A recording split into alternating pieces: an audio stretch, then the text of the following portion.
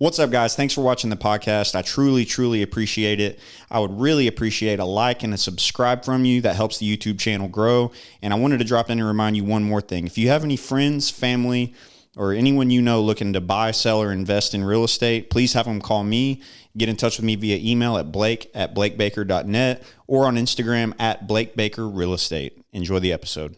Welcome to the Under Contract podcast.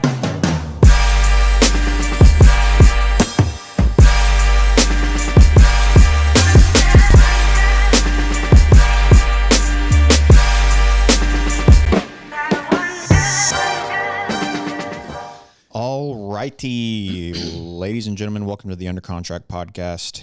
I am here with my new acquaintance that I met on the Talk of League City Facebook page. Great page if you're not a member of it. My friend Jason, why don't you introduce yourself and tell the lovely people, my lovely viewers who I value and appreciate so much, who you are, what you do. Yeah, so my name is Jason Mitchell. I own a marketing agency called the Media Factory South. We are transitioning from Jason R. Mitchell / Nocturnal Music Group. Back in the day, long time ago. I used to be in the music business and had some success, whatever. My dad, though, huge music guy, big time songwriter. So he wrote, if you're going to play in Texas, you got to have a fiddle in the band for Alabama. No way. Yup. He wrote Rodeo Romeo for Mo Bandy. What was his name? Dan Mitchell. Okay. Yeah. So he wrote that. He wrote Sometimes the Rain Won't Let Me Sleep. He wrote a bunch of stuff for the Oak Ridge Boys. Produced a ton of people. We produced Merle Haggard on a couple things. I believe. I could be wrong. We need do we got a Jamie? We need Jamie to fact check us really fast. I'd be Jamie. You be Jamie? So he did a bunch of stuff. Great guy. Was recently, right before he passed, he was inducted into the Country Music Songwriter Hall of Fame. So I was in the business for a long time, wrote a bunch of songs, did about 180 dates a year for 5 years straight, just played my butt off. That's not including radio tour. That's not including songwriting. That's literally just getting on a stage and playing music. So, had a company called Nocturnal Music Group. We catered to artists. We did basically the same thing, a lot less than what we do now. Social media management, content creation, website design, graphic design, photography, marketing, things like that. So Danny Joe Mitchell. Dan Mitchell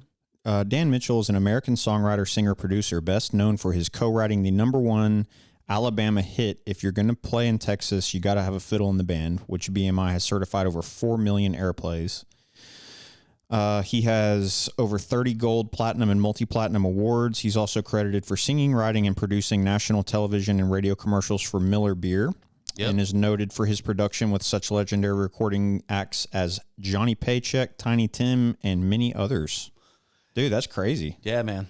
Yeah, Tiny Tim, he used to actually come over to the house when I was little, and he would sing to me while I was in my crib. Wow. I don't remember. I was a baby. So he wrote for Connie Smith, Mo Bandy, Rodeo Romeo by Mo Bandy, The Jukebox Never Plays Sweet Home by Jack Green. So Jack Green, I grew up listening to Ernest Tubb. That was my grandpa's #1 guy. From the time I was ever able to remember the English, like hearing words, Ernest Tubb was like the first artist I ever heard in my life, really. Okay. Jack Green was his drummer. Oh, no doubt. So that's insane. I actually have in my office, I have a note that says best wishes to, my grandpa's name was Earl. It says to Earl, best wishes, Ernest Tubb. And it's on a Pasadena State Bank note thing that he was at the Pasadena Rodeo and my grandpa got his autograph. It's framed down in my office. Oh, that's awesome. So that hits close to home for me. That's crazy, man. That's killer. But this list goes.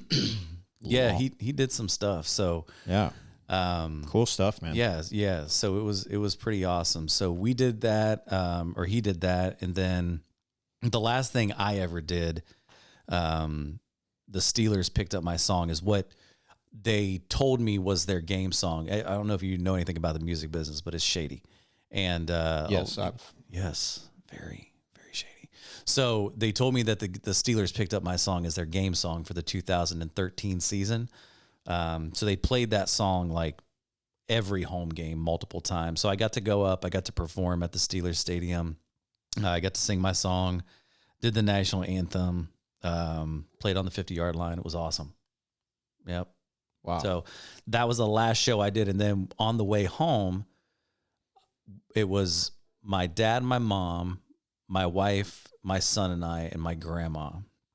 Yeah, we all went to the show and sat in the box afterwards. But well, they sat while I was performing, but then I went up and joined them. Mm-hmm. Obviously, saw them on the field. So so on the way home, I looked at my wife and I was like, I miss you guys. I'm done. What do you think about that? She's like, yeah, quit, be done, be happy. Yeah. Cool. So I quit. So what burned you out about, like, what made you come to that conclusion? Just the music business itself? Yeah. I had a bunch of stuff going on with music. I had some deals that were kind of in the works, and I was freshly married, new dad. So I was counting on some of these things to go through. And then they were telling me that these things were going to go through, and then they didn't go through. And then later on, I found out that somebody was trying to, the guy that was doing my day-to-day managing was actually trying to cut himself into the deal to get a cut of it. And he kind of ruined a bunch of deals for me, which was super uncool. So, and then from the song that the Steelers played, What song was that? it was called Stomp. Yeah, it was called Stomp. So, I think we ended up doing, we sold a ton of downloads, and, never saw a cut of that. So it just kind of left a bad taste in my mouth. And we just decided that was kind of that. I understand that, dude. As a new dad myself, it really puts into perspective what's important. Yeah. Yeah. And like I said, I was doing 180 dates a year. So I was wicked burnout. That's not, like I said, it's not including radio tours or anything. The Steelers Stomp. Yup. Maybe. That's what it says here. That's it. Yeah. Yep.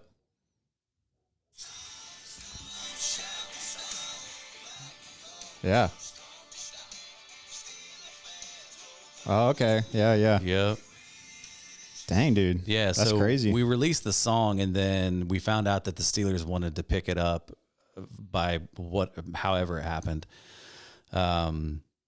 So we went back into the studio, and then we recorded one specifically for the Steelers. So there was 2 versions of it. Yeah, it's kind of like what were those old Ford is the best in Texas?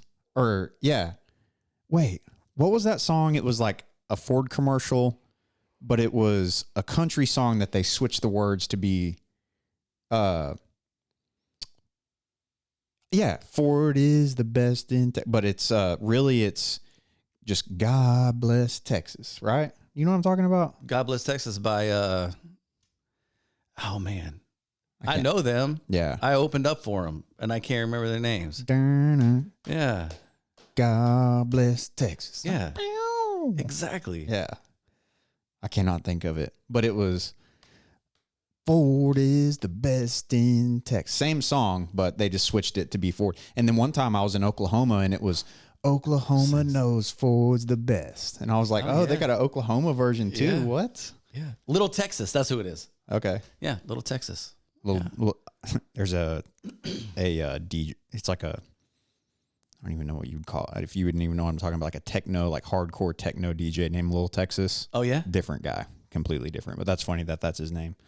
But dude, that's crazy, man. And so I had this friend of mine. His name's Garrett Brown. Now he's more of a real estate guy. He does Airbnbs, property management, stuff like that. But in a previous life, and I'm pretty sure he still does it, he was a producer for a lot of Houston rap artists. He went by the handle of Track Sounds. Okay. And I mean, he worked with Zero, Wiz Khalifa, Slim Thug, like all these guys. And he, on our podcast, was kind of giving me the rundown about like the reality of the music industry. Because I had a few friends, you know, the classic suburb rap artist, that SoundCloud rapper. Oh, yeah. I had one friend in specific that was pretty good. Like, he really was good. And I'm not just saying like that because he's my friend. Like, he was a talented at it. But he hit that wall where it was like, okay, you want to hire a manager, you want to go tour in these obscure little towns, stuff like that. And I was telling Garrett about it, and he was just kind of giving me a little bit of behind the curtain view of how the music industry can be. I mean, because it seems like there's some serious gatekeeping that, oh yeah, hey, if you want to, like, I don't know if you've heard that song by Aaron Lewis where he talks about, what does he say? Change your style, whiten your smile. You could lose a couple of pounds. Basically wanting to change everything about him and make him into somebody who he's completely not, just to make him marketable. Well, I mean, yeah, 100%. When I played music, so you wouldn't know now because I was actually trimming my hair there the other day, and I was wicked tired. I just woke up, and I was doing one of those lean on the bathroom sink, kind of shaving my head, and I had a guard, but I thought I put it on, but I didn't. And I went through, and it was like, and I said, man, that feels like a lot of hair just came off. So I just cut it way shorter. But I used to have really, really long hair, and I had to keep my long hair. They would not let me cut it. Mm-hmm. And finally, something happened. I can't remember what it was. But I came home one day, and I was just over it. And I shaved it. And then I came in for a writing session the next day. They were mad. Bro, I mean, why would you can only be like a fake version of yourself for so long, right? I had to release some of the worst songs. That's another reason I got out of it too. Some of the songs that we went and we radio tested a handful of songs, and all of them tested. One of them in particular tested really, really well. The other one was, this is good, but we would like to see you release this first, and then we'll pick that one up. And the label chose all these just horrible songs that were just goofy. I mean, I've country songs. Yeah. So fortunately, again, now I own a marketing agency and we do web-based stuff. So I was able to get a lot of it off. So I want to talk to you about the marketing agency, but I'm like a music nerd kind of. So yeah, man, I want to ride this pony. So let me ask you this. I don't know if you've seen these TikToks where they have AI write country songs. Bro, I downloaded an app. They're not bad. It is so much fun to mess with AI music. It is. I love it. But the thing is like when you turn on the Bull or whatever these, you know, yeah, my wife loves just country stations. Like when she's driving in the car, that's what she listens to. Lainey Wilson and all these new guys, you know. Yeah. But less so, well, no. I mean, a lot of these songs seem like they're written by either AI or just like by an algorithm that they know their audience. If I'm like a country music artist manager or like a recording label, trying to target an audience, I say, who am I going to go after? So I'm going to go after, what demographic do I want to consume my product?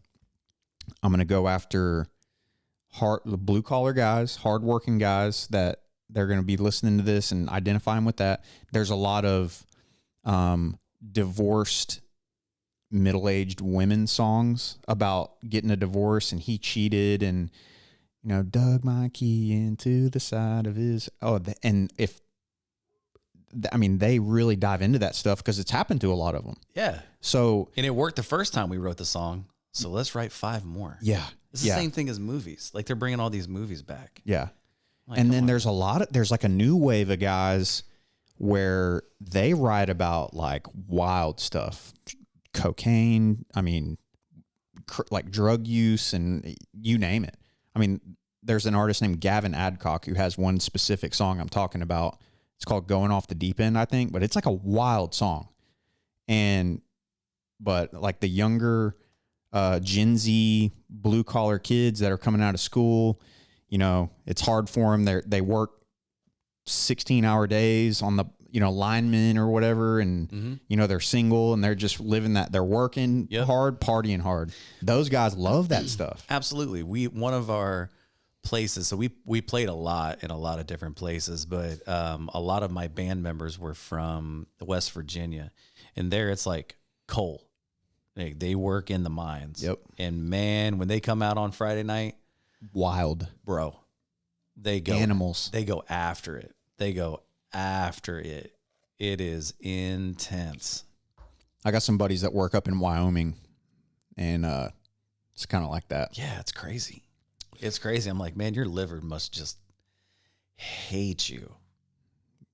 Go work 16-hour shifts, have 1 or 2 nights off, blow all that money, man, repeat. Exactly. It is wash and repeat. It's crazy. It was crazy. We saw the same people back so many times in the same bars. It's the White family. Jesco White. The Wonderful Whites of West Virginia. Yeah, man. Every time I hear West Virginia, that's what I think of. Yeah. No, we there was the Hatfield McCoys too. There's a what is that trail?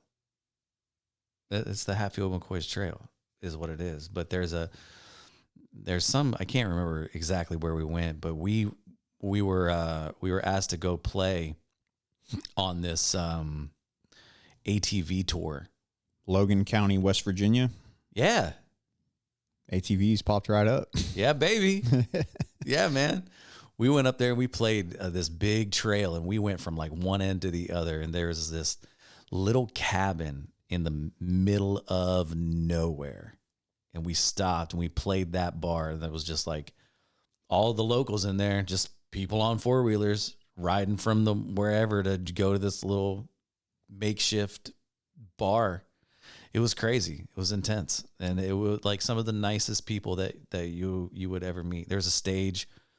We had, you know, they would pour us drinks and they kept asking us to play. And they had, at one point, they had shots all the way down the stage, like from one end to the other lined up. Have you ever been out to ride like side by sides and stuff out in Crosby or any East Texas area at all? No. Dude. So Is that fun? it's like a whole culture. Really? Like it's a whole thing. Like no one, like your average person doesn't know, but there's this place that we used to go to called Extreme Off-Road, and it's like over 100 acres. It's on the San Jacinto River, and they'll have, I mean, you can go out there anytime, but especially when they have these events, like they'll have concerts, like Slim Thug played out there. They have country artists, like all different types of artists. But, you know, I had a Polaris Razor 1000 on like, called BKTs, basically tractor tires. And, but dude, mine was like a very basic one, and you snorkel them out to where you can go. I mean, dude, I was like, my steering wheel was underwater, and I'm like this, like driving through the river. Yeah. But some of these guys spend $100,000 on they, you know, it's a side by side, but they call them bikes. Okay. So they'll have $100,000 bike out there with 44-inch boggers, and I mean, it gets ridiculous. It's like a whole thing. It's like almost like the lowrider scene, like how those guys get so detailed and crazy into it, but with 4-wheelers. And I mean, you see, and people get rowdy out there. I mean, it's a lot of backwoods East Texas people, nicest people in the world a lot of the time, but man, they go out there, they get wild, they break their 4-wheelers. I mean, there's guys that go out there and it's like, if you didn't break something, you ain't really riding. Like that's their motto. That's their motto. Yeah. All right. Yeah. So those are my kind of people. If you ever get invited, go. Yeah. No, that sounds fun. That sounds like a lot of fun. I'd love that. I haven't been on a 4-wheeler in years. Yeah. I mean, a lot of it is side by sides though now. You know, we didn't have side by sides when I was like a kid. Like at our ranch, we had 4-wheelers. And you know, it was like if you had a 400, it's like, oh dang, you got a big boy. Like now, dude, they got those Can-Am 1000s, 1100s, Polaris. I have drove one of those before. It's scary. It's like a freaking crotch rocket with 4 wheels. Yeah, because we were sounds like a Harley. My wife's uncle owns he owns the side of a mountain in Pigeon Forge. He's a land developer. Where's that? What state is that? Tennessee. Okay. Yep. And he developed all these houses and, put them all up and whatever. And he was taking us around on the Polaris one day. And he was like, all right, man, you drive. I'm like, I'm not driving this thing. It's on the side of a mountain, Uncle G. There ain't, not happening. Not happening. So I ended up driving it.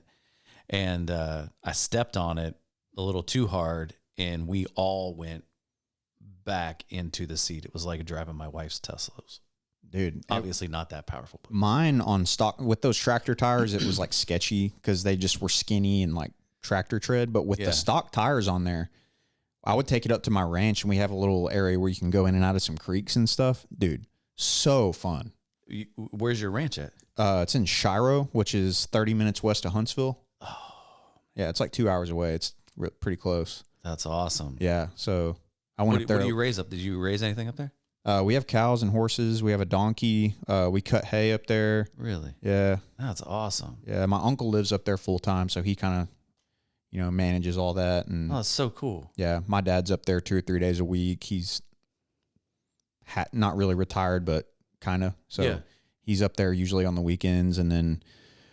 Yeah, it's cool because it's far enough away to where you get out of town, but it's close enough to where, like last Friday, I just told my wife, I said, hey, I'm going to run up to the ranch. I'll be back tonight. So I went up there for the day, cruised around on the Polaris and messed around, came back. I was home by 6. So nice. Pretty cool. That's awesome. Everybody needs a spot like that, man. And it's getting harder and harder with the prices of things now. Yep.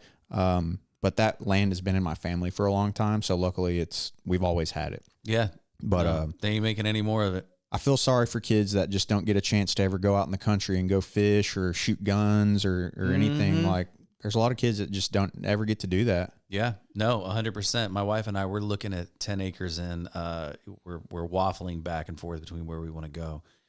We're thinking we're going to go to Waller. You been to Waller? It's not too far out, is it? Yeah. No, it's great, man. It's great. My son's in a select baseball team, and we go out to Waller and play, and we just love it out there. It's great, man. Cool people, barbecue, quiet. Every time I go to that north side of town, like as soon as if I'm going to the ranch, when I get to 45 and say, like in the Woodlands, like once you hit that north area, I just love that, especially like the Willis area. I haven't been there, bro. It's blowing up now. It's really? Like if you go through Conroe, Willis is your next town. Okay, but it's gone from literally just nothing to like they got a Chipotle, they got this, they got that, Black Rock Coffee, like everything's moving in, and they're putting developments in up there. But that's funny how you said about how it's quiet. Here we're in League City. If I'm feeling overwhelmed, I step out on the back porch and I just want to my wife's home. It could be the middle of the night and you step out on the back porch, you hear some dude on a Harley on 96, bah, bah, like there's no quiet. So the other day, whenever I went to the ranch, I got there, got on the Polaris, went across the street. We have 120 acre tract across the street.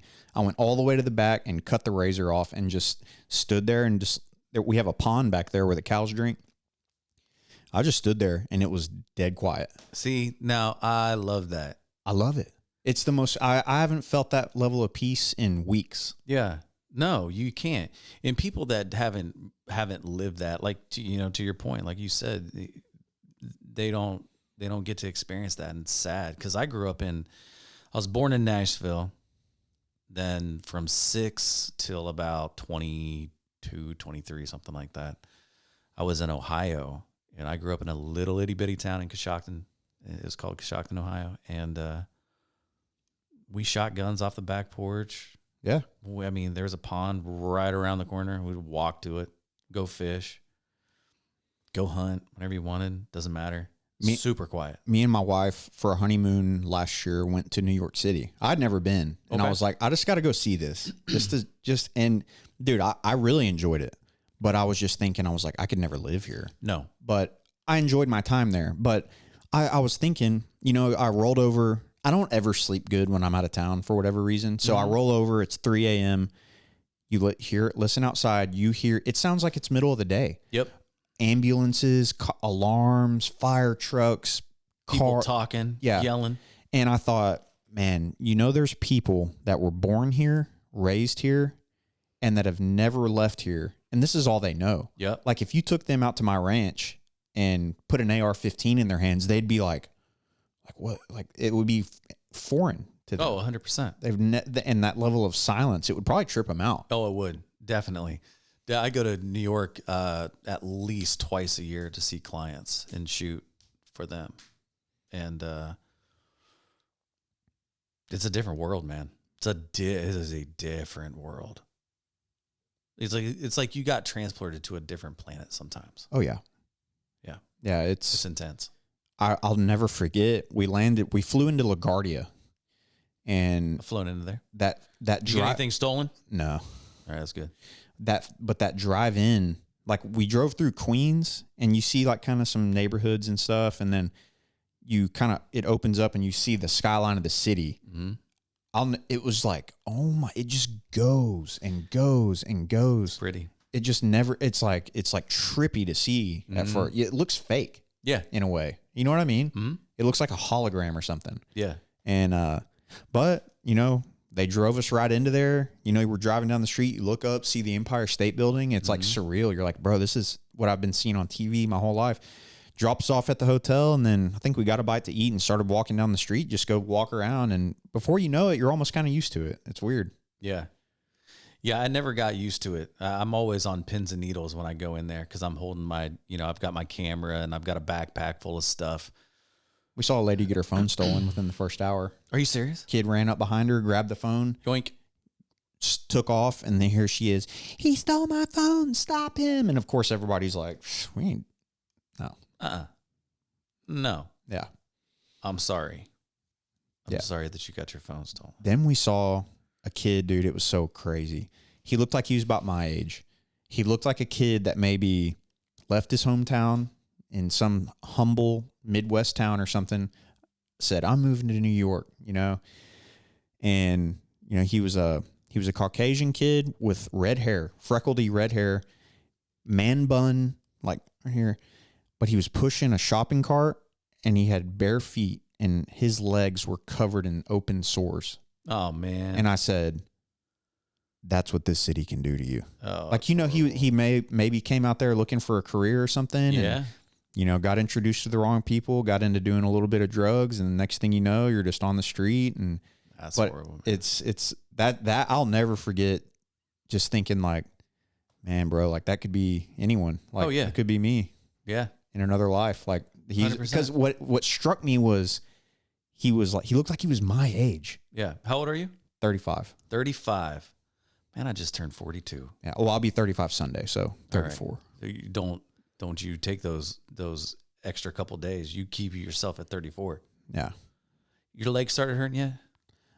So I run a lot, and I have noticed my ankles and my knees kind of need a little more warming up than they used to. All right. Other than that, I tell people all the time, I feel as good as I've ever felt. I'm in the best shape I've ever been in, except when it comes to alcohol. My body does not like alcohol anymore. You know what? Mine is not either.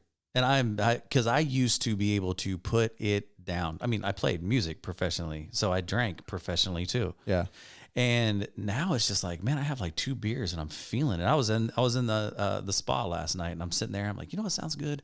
A beer. So I got up and I walked to the garage, got a beer, came back, and the next day I felt horrible. Mm-hmm.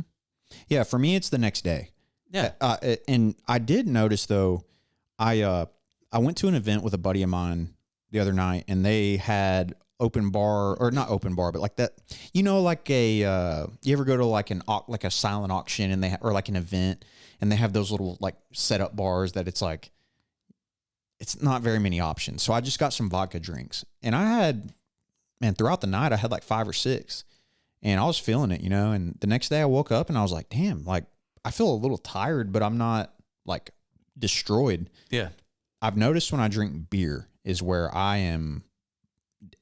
It's maybe I'm allergic to something in it now as I get older, but I'm just the next day I'm like, no, I'm no good. So, what's funny too is we spent 2.5 weeks in Italy and we drank every day.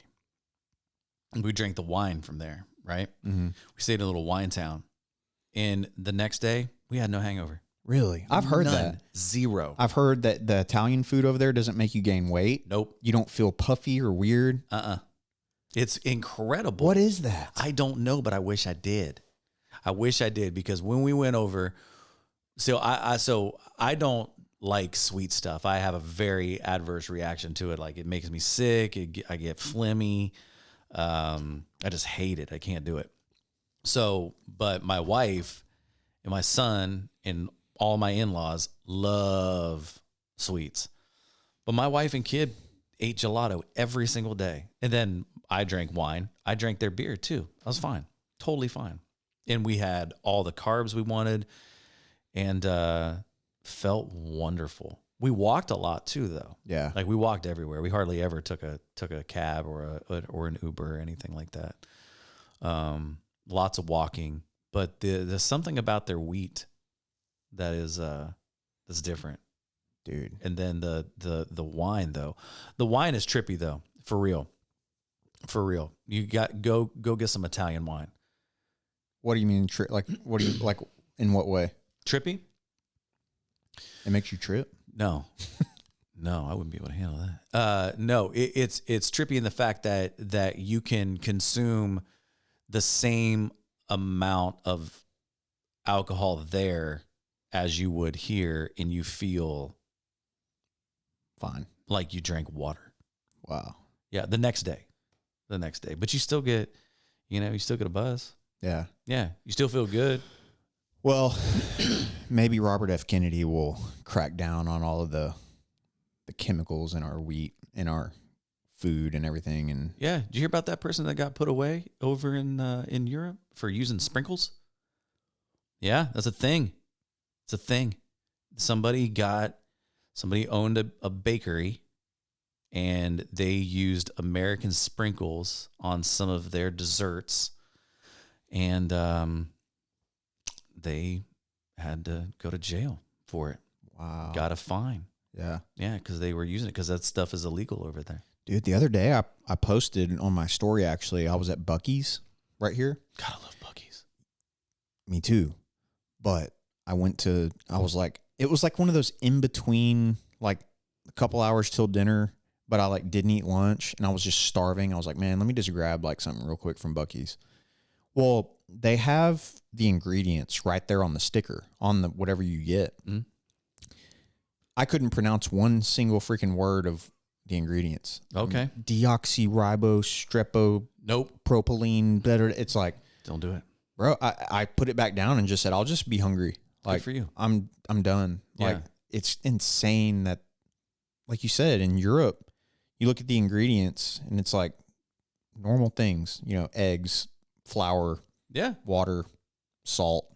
Yes. Here it's the coloring of everything. Uh-huh. Why is it okay here and over there? As you think of the United States of America, the most powerful country ever. We can't even get our food right. No, I have some thoughts about that I won't say. But I do think that that more and more people are finding out about it, which is good. And my son, for instance, Jackson, he's 11. And, man, he got on my case the other day. We were at a baseball field. I was shot all day. So hot. And all I wanted was a Gatorade. They didn't have Gatorade. I was like, okay, cool. I'll take that Powerade. So I got a red Powerade, back in the day, reminisce. And man, he just let me have it. Dad, you know what's in there? Just gave me the business about it. Scolded me. I felt bad. Yeah, that's cool though. That's good that he knows. I know. I love it. Yeah. And then I felt bad. I'm like, oh my God, I just consumed this in front of my kid. And he's yelling at me for it. Dude, because with the internet, everything's at everybody's fingertips. We can just look up whatever we want. Like right now, I just looked up all that stuff about your dad. We can see it, verify it, read everything. It's great. We can also look at these ingredients and what they're doing to us, and vaccines. I don't want to go into that because I don't want to get pulled off YouTube. Yeah, don't do that. But I don't even know what you're talking about. Yeah, me neither. I didn't even hear about a vaccine. Wait, what did I say? I forgot. I don't know. Yeah, I mean, it's people are just more aware than they used to be. I was born in 1989, so growing up in the 90s and the early 2000s, we didn't have the internet in the house until about 2000, 99, 98, 99, 2000, somewhere in there. But you open my fridge in 1998, dude, you're seeing Capri Sun. Yes. Sunny D. Sunny D, baby, I was going to say. My favorite, Lipton Brisk iced tea or Nestea. And if you look on the can, 60 grams of sugar per can. I would drink 3 to 4 a day. Absolutely. Dude, zebra cakes, honey buns, freaking Cookie Crisp, all that. Yeah. And it was just, this is normal. This is America, bro. Like, this is what do you mean? It's magically delicious, Lucky Charms. Yeah. Like, it's part of a balanced breakfast. Absolutely.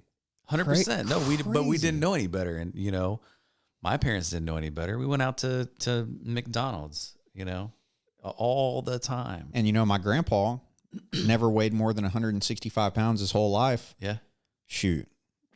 For breakfast, 3 eggs over easy, bacon, buttered toast, biscuits and gravy. Now, is this the same grandfather that has the ranch?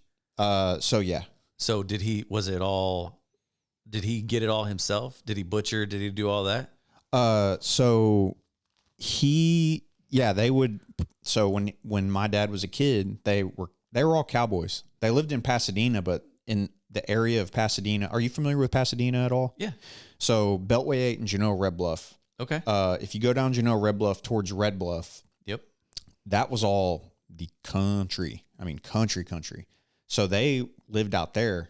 There's a street called Anthony Lane over there, which is now like the most coveted street in Pasadena because it's like 2-acre lots. Okay. My grandma still lives there, but they moved there in 1965, where my grandpa literally told me, he was like, I remember moving out here and I was scared that I had moved too far out into the country because it was so desolate. Really? I'm like, that's insane. But they were cowboys, so they would, they raised their cows. They had a couple lease areas out there, and then they also had our ranch in Shiro.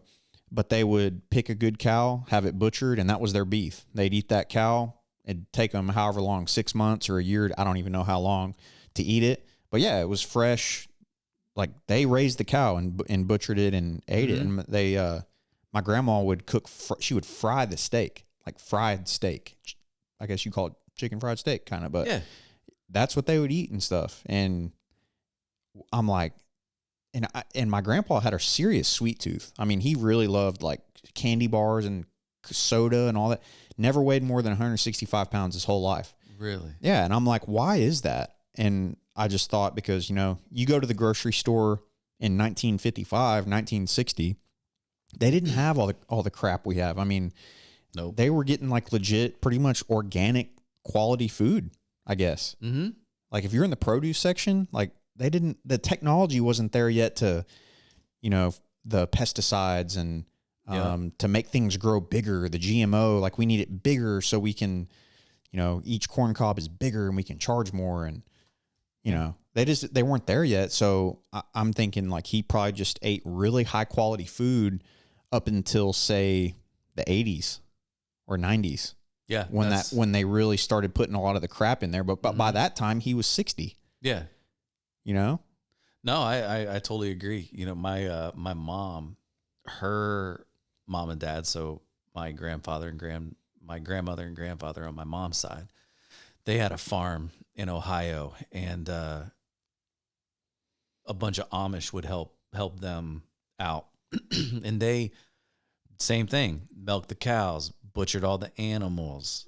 They ate what was in season. And it was just, my grandma and grandfather lived for, ever.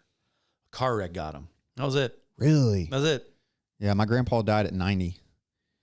He had prostate cancer, but it was like kind of under control.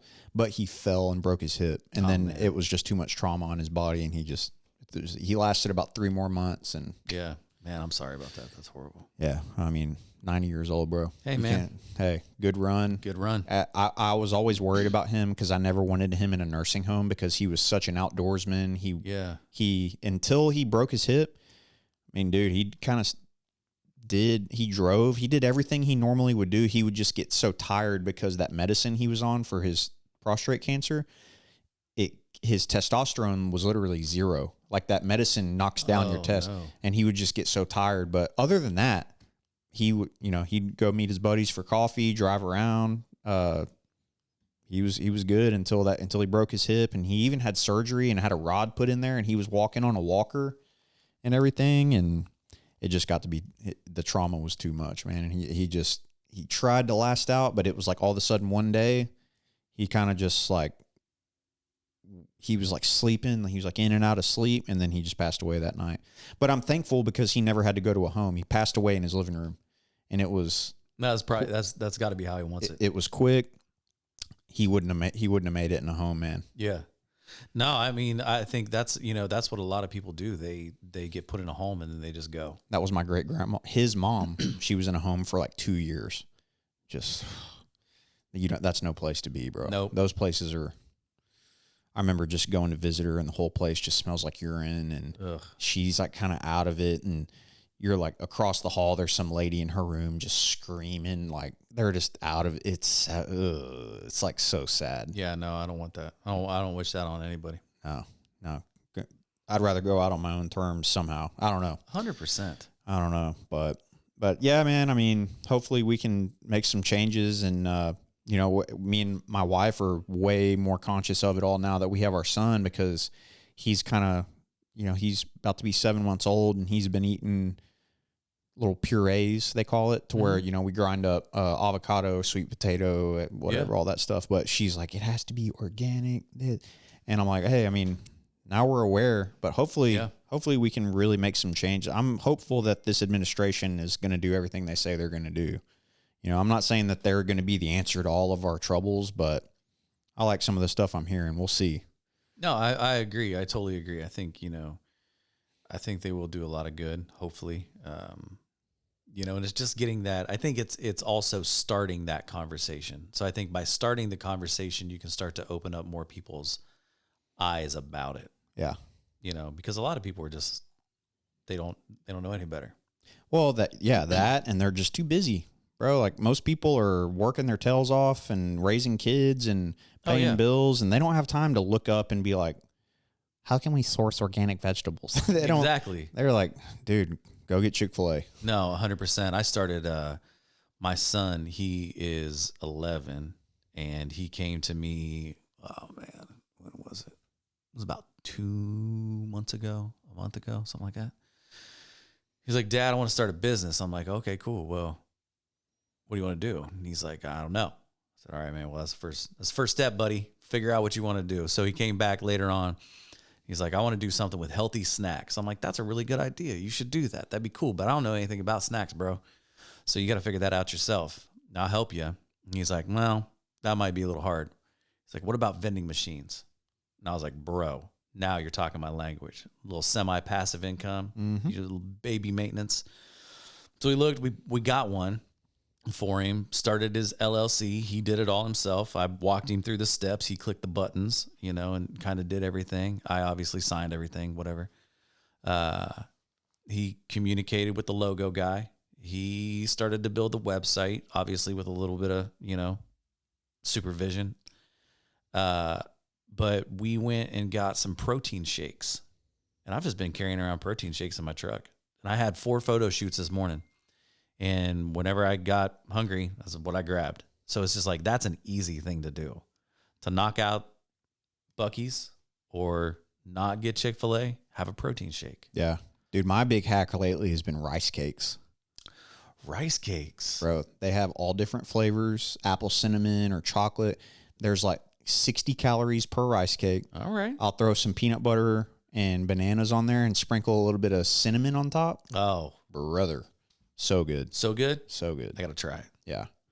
I'll try some of that. Yeah. Because it's so, I mean, dude, you look at these like protein bars or Cliff bars or whatever, and it's like, 40 grams of sugar. No. Cool. Bro, they're not good for you. No, they're horrible for you. No, we get the Bear Bells.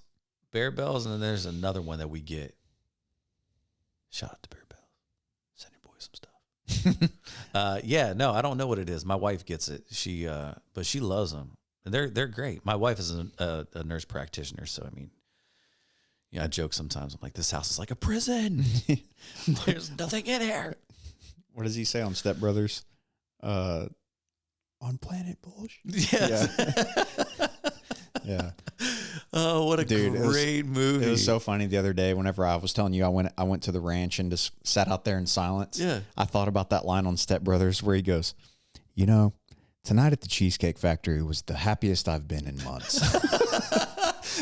Oh my God, I love that movie so much. That movie, I'll never forget. It was 2008. That was my senior year of high school. And that movie came out and I went to the movies and saw it.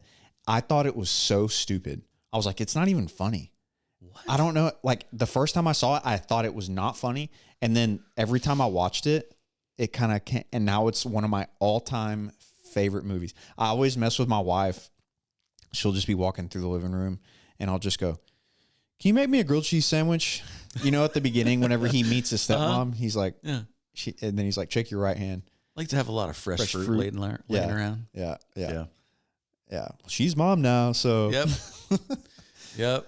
Oh my God. Such a good movie. There's so many good Will Ferrell movies out there.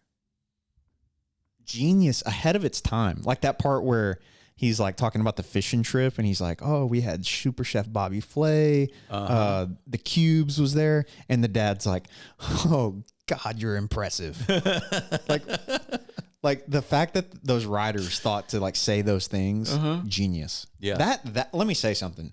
That era of movies, of comedy, unmatched between 06 and 2010-ish. Step Brothers, Superbad, The Other Guys. The Other Guys was so good. I love that. Was the one where The Rock and was it Samuel L. Jackson? Samuel L. Jackson jumped off of the roof. Yeah, I was like, no, and done. Yeah, and they're I was like, come on. Yeah, and then they get him to do the desk pop. They're like, when was the last time you had a desk pop? And he's like, September 08. And then he's like, all right, and just fires his gun in the office. Oh my gosh, I forgot about that. Yeah, man, that was a genius movie. Yeah, man, I'm sorry about this phone. I'm telling you, I can't turn it off. Oh, you're good, man. So why don't we talk about your marketing company and give you a chance to just explain what you can do for people, the different kind of services you offer. You know, as a realtor, I'm always looking for ways to expand my marketing horizons and learn what I can, man, because marketing is a game that's always changing. It is. And I really admire good marketers. There's these, I don't know if you've seen these two attorneys, Push and Win. I love them. I love those guys. I literally will go out of my way just to see their billboards. When you go down 45 around 610, there was one. So like in Spanish, attorney is abogado, and they have a Spanish billboard, and it's the Push guy and the Win guy. They're just their head within an avocado. Yeah. And it says Push and Win avocados at law. I love that. And I was like, avocado. And I was like, oh, avocado. Genius. That's amazing. But then they do that. They play off the Step Brothers. Yep. These guys popped up out of nowhere like a year ago. And I guarantee you, most people that, if you've been up and down 45, you know who those dudes are. 100%. And I can't imagine also the money they spend on their billboards. Because I know my billboard in Kemah is $1,000 a month.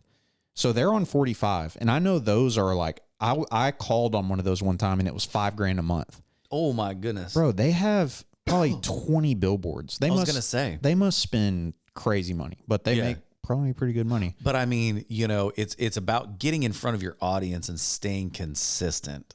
And that's the thing, is always be consistent. So, you know, if you can do that, you're winning right off the bat. Just be consistent. So you think most people fail just because they are very streaky? So they'll get all fired up and we're going to do all that. And then they do it for 3 weeks and then they peter out and that's it. Yeah, pretty much. Yeah. You know, I mean, the first thing is that, you know, like somebody like me, I'm going to walk into your shoot. I've got my camera's like $4,000, $5,000, Then we've got a cinema camera that's like 13 grand. The best phone or the best camera you got is the one that's right here because you always have it with you. Yep. So take a photo. It doesn't matter what you're doing. Just do it. Just take it. Control the message, whether it's, you go out to eat with your wife or you go out to eat with your kid or whatever. Take a photo and say you're at a business meeting, or just post a photo and don't say anything. Yeah. But yeah, so the algorithm changes constantly. It's constantly evolving, and it evolves for lots of different reasons. The newest one that the algorithm went through a major overhaul, arguably, was, and there's been many more since, but the biggest one that really kind of happened that everybody was really aware of, like everybody, was when TikTok came on the scene, and then Instagram wanted you to do Reels. Yep. And then they made this massive push for Reels to keep up with TikTok.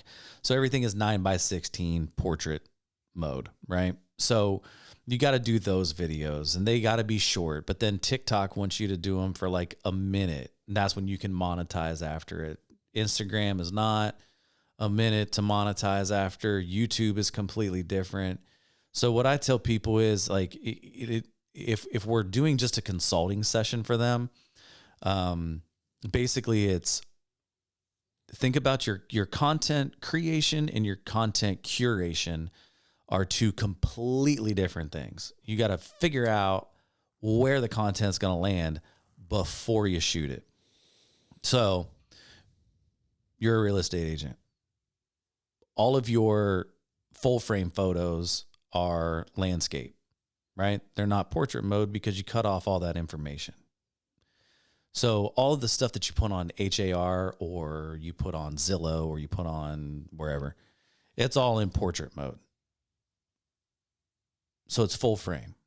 So you put that out. But Instagram doesn't want you to put out portrait mode. They want you to put out 4x5 in 9:16 stories. So you have to either shoot it vertical when you're shooting it, or you have to stack your photos, 3 of them at a time, on top of one another and tell a story that way. Instagram now wants you to do carousels. So now it's more photos per set. So if I make a social media post, I'm going to say something about whatever the call to action is. What is a carousel? Carousel is the group of photos that you swipe through. Okay. Yeah. Carousel. So you have a group of photos in your carousel. It wants you to have at least 5. So your content creation, our content creation sessions have went up in time to be able to do that, to be able to accommodate for that, because we want to be honest with the client. Hey, listen, this is what this is calling for. Here's the algorithm change. This is what all of this stuff is going through right now. You need to be aware of it. So if you see us more often, we're just getting content because we got to have more of it now. So, shooting Reels, if you shoot your Reels, if you shoot something for Instagram or if you shoot something for TikTok, you might as well post it on both platforms. Because, that's what I do. Yeah. Just post it on both platforms. The difference is the audio. Your audio is going to be trending on Instagram, but it might not be trending on TikTok. So you got to pick those 2 different audios out.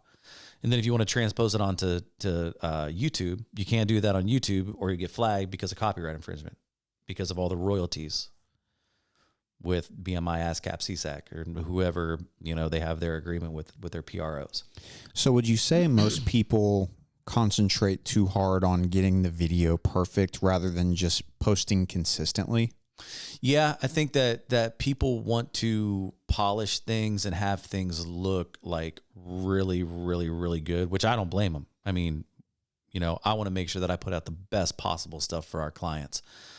But there has to be some give and take, because you can't pop out, I have one client. They're 3 posts a day.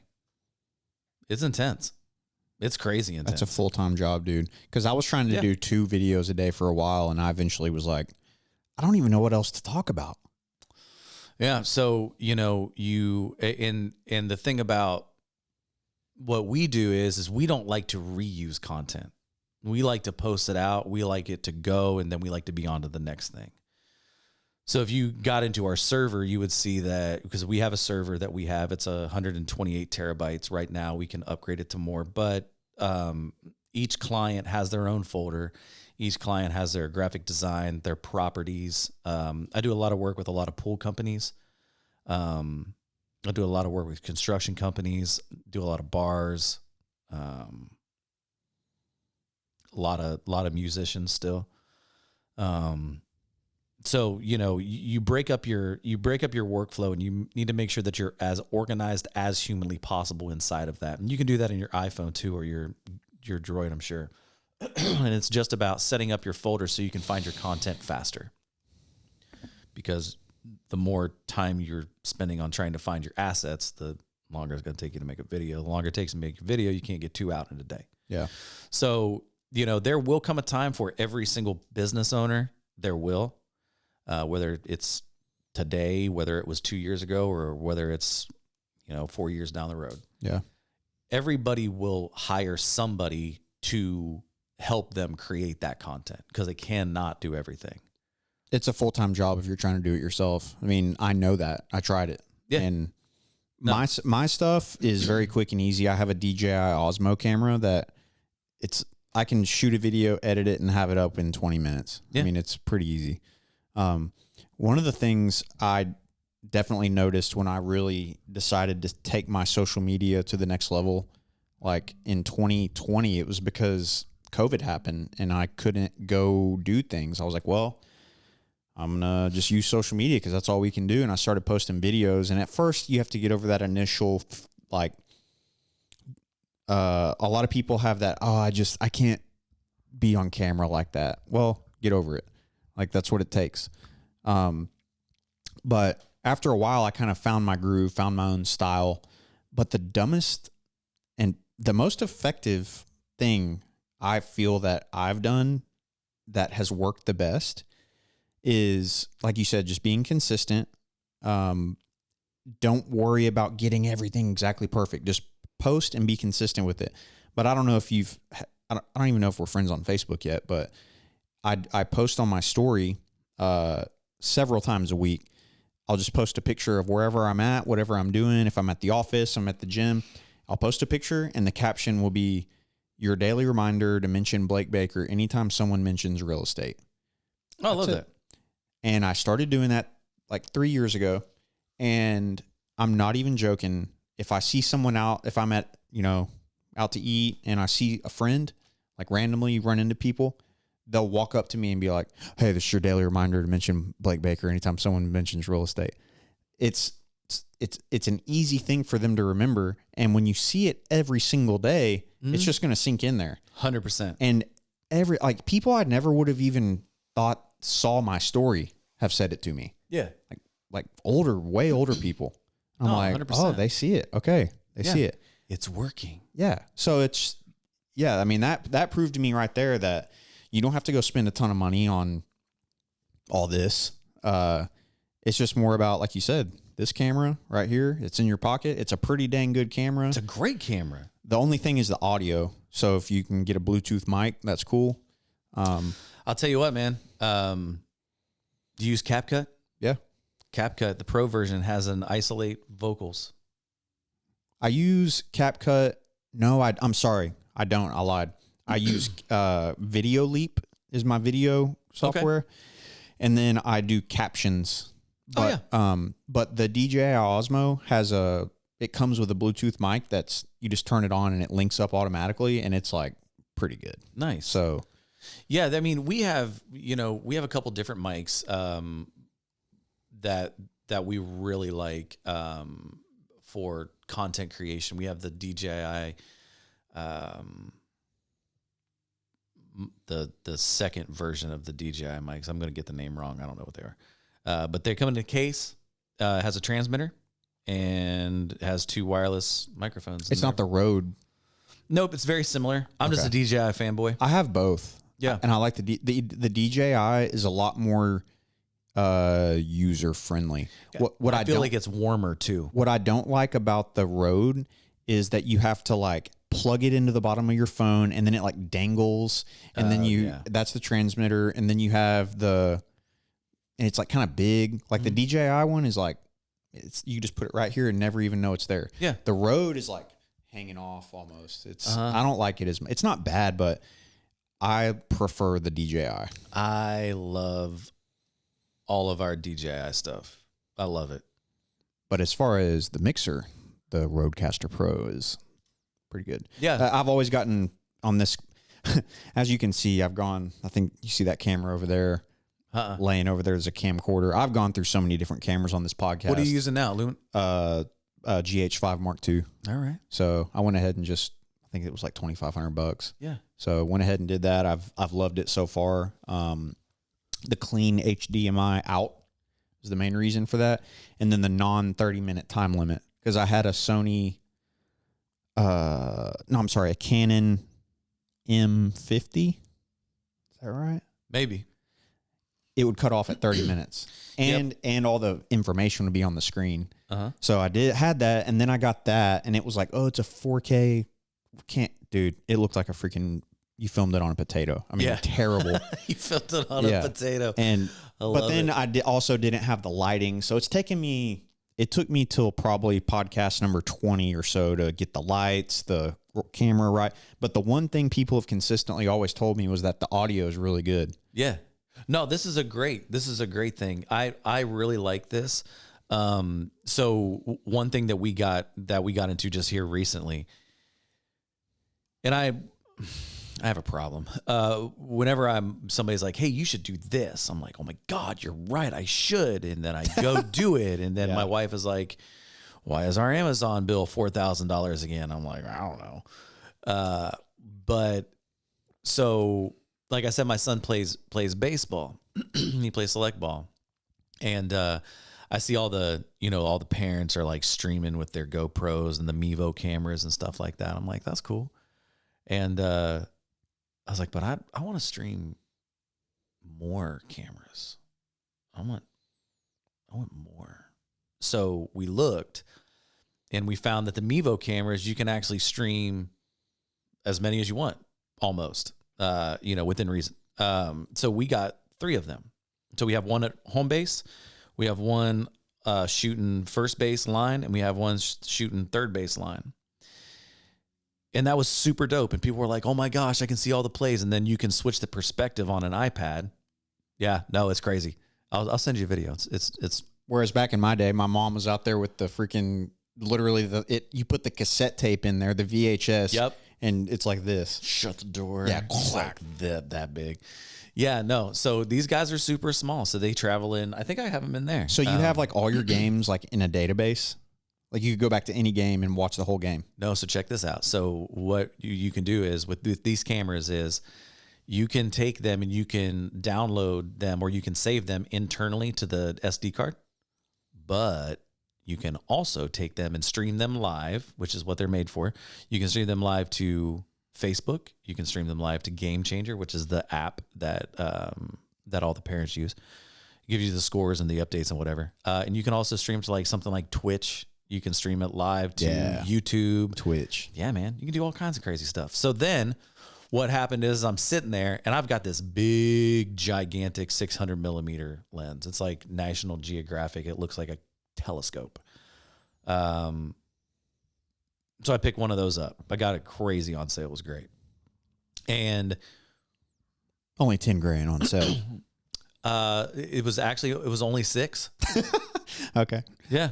Yeah, it was like a $12,000 lens. I got it for like $6,000. I was like, well, people don't know. Like a lot of times, the lens is way more than the camera. Lenses are way more than the camera. Yeah. One of my favorite lenses, though, because I shoot a lot of construction, is the Canon 50 millimeter fixed lens. It's like a $250 camera. I've had more lenses get scratched by like concrete. Like I was shooting for Southern Charm today, and this guy was sawing the. What's it called? The split face that goes on the back of the wall. And I get this big chunk of rock came off of the saw and smacked my lens. I'm like, damn. Ugh.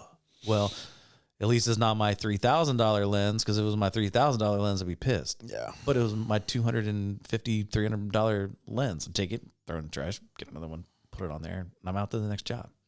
So, but so I stream with the R6, the Canon R6.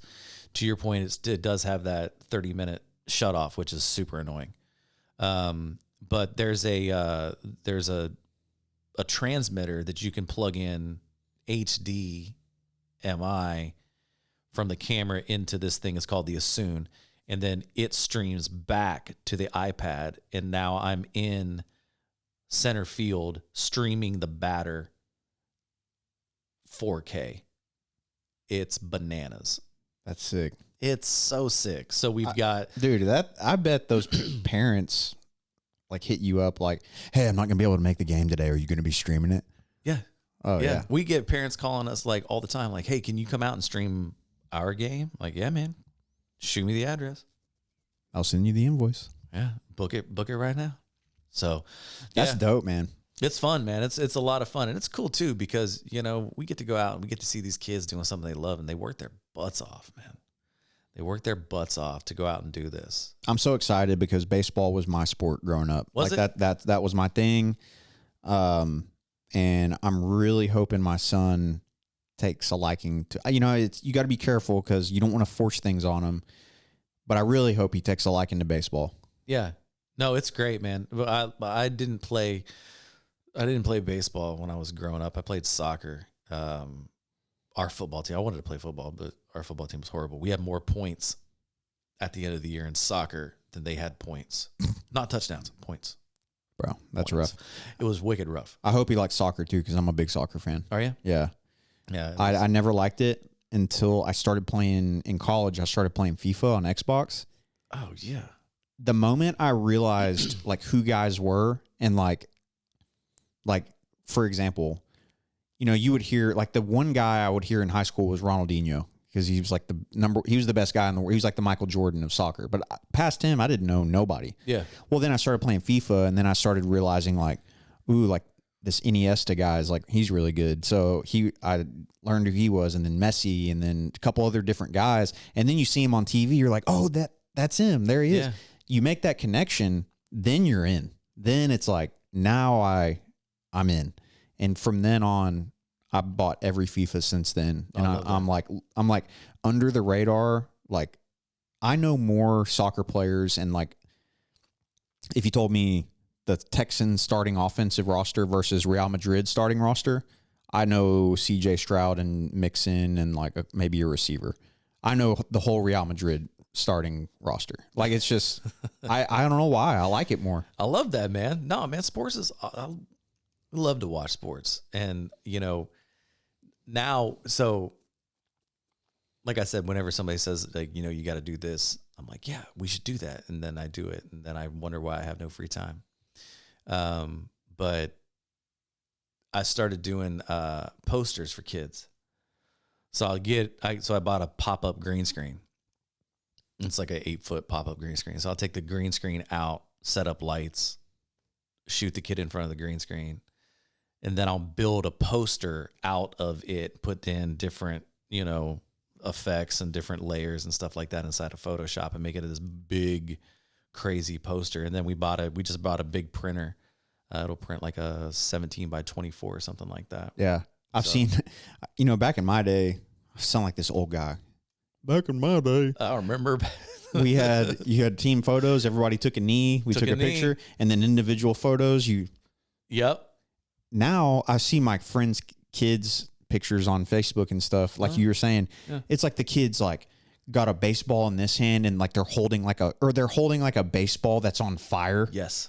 It's like crazy. I'm like, man. Yeah, no, it's insane. We refer to those as sports portraits. So, yeah, it's crazy nowadays, man. It's crazy, And then we've got some cool things happening now. And so I used to collect baseball cards and basketball cards, all that stuff back in the day. And now we're getting into making things like that for kids. So now we have a website that you can buy a Mike Tyson Funko Pop or a, Alvarez jersey autographed, and you can go buy your baseball card off of our site. Dang. Which is sick. That is sick. Yeah. So, but that comes with, I've been doing this since 2012. In our business, like you were saying about your socials, they really popped off during COVID, because that's what happened to me. It was, everybody kind of wanted to do marketing. They kind of knew it was important. And COVID happened. It was like, man, if we ain't online, nobody's seeing us because our doors are closed. That's it. So our business went from it 10x'd overnight. It was bananas. So now we build websites. We do graphic design. We do web design. We do social media management. We do content creation. So literally you call and say, if it was a real estate agent, you'd say, hey man, I got a property at XYZ. Awesome. We go, we shoot the property, create all the content for it, bring it back, edit it all, send it over to you. We take it all. You send us the kind of punch list about the property. We go, we take that, we post that online. We make sure all your off-page SEO keywords match your on-page SEO keywords. Build your newsletters, throw any kind of graphic design together for you. It's all in the server. You log in, you can pull whatever you want from it whenever you want. Are you pitching me right now? No. That's sick though. I mean, it's sick. That's just some stuff that I never even would have thought that, there's like professionals, when you really niche down into one thing, when you say the word marketing, when I say marketing, I'm like, okay, me getting my name out there. Yeah. But like you are focused in on every little, like you go deep, like deeper than I ever would have even, like everything you just said, like I didn't even know you did that. Yeah. So, and that's just a touch of what we do. That's not everything that we're even close to being involved in. But I run basically what we kind of do is we take over that person's digital footprint or online footprint, and we just manage it until they don't want us to manage it anymore. Yeah. Yeah. Interesting stuff, man. Might have to look into it. Might have to schedule a consultation with you. Man, free advice, bro. Free advice. Post constantly. Keep up with the algorithm. The algorithm changes constantly. Like I take Sunday mornings, I do not get out of bed until I read my 5 newsletters that I get. I have a couple cups of coffee, sit in bed, read those newsletters, digest everything, go to my office, look at the analytics from the previous week, compare that to what I've got coming up, look at any call to actions, adjust my marketing plan, start making content for the coming week. That's sick. Yeah. Well, sir, we're over an hour, 12 minutes. Hour and 12 minutes. Time flies when you're having fun. Didn't feel like an hour and 12. Where can people find you online? Yeah. So right now you can find me at jasonr, as in Robert Mitchell.com. That's my website. I'm going to keep that just because, I enjoy posting stuff, whatever. Anything that has to do with marketing, like I said, right now we're transitioning away from Nocturnal Music Group, which is the publishing company and all that stuff, and myself, Jason R. Mitchell, to themediafactory.com. Y'all have Instagram? We do. We haven't started hardly any of this stuff. This has been a week. We just recently took over my dad's catalog. So there was a big need to not, I think in your industry, it's called commingling funds. So we needed to get separate LLCs established for the different entities. So there was no confusion about what was what. Right. So we're just getting started. The website is in the process of being built right now. I think she's maybe 2 weeks out from having it done. We've just had some stuff published, and it's my fault that it's not done. So we had some stuff that we're getting ready to hopefully get on Netflix for a client, and then we just had some stuff go to HGTV that was pretty dope. So cool. Yeah. All right, brother. Well, it was great to meet you. Man, thanks for having me. Yeah, man. I enjoyed it, and hopefully the people do too. Yeah. And we will talk to you later. All right.